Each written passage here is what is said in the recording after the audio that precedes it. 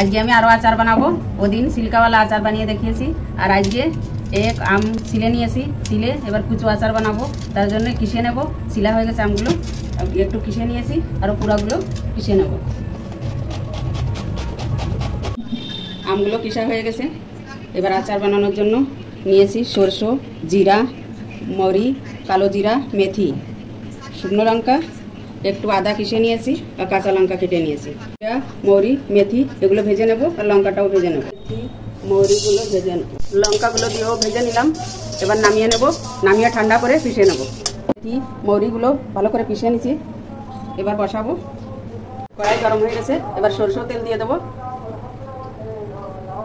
তেল গরম হয়ে গেছে, এবার আদা কিষে নিয়েছিলাম, আদা আর কাঁচা লঙ্কা কেটে নিয়েছিলাম, ওগুলো ভেজে নেব।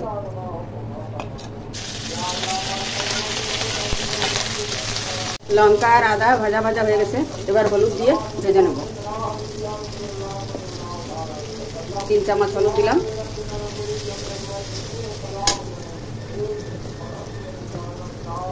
এবার লবণ দিয়ে দিলাম।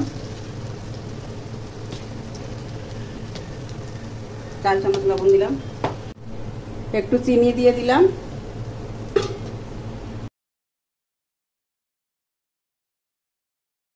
ভাজা হয়ে গেছিল, এবার আম কুচিগুলো দিয়ে একটু ভেজে নেব।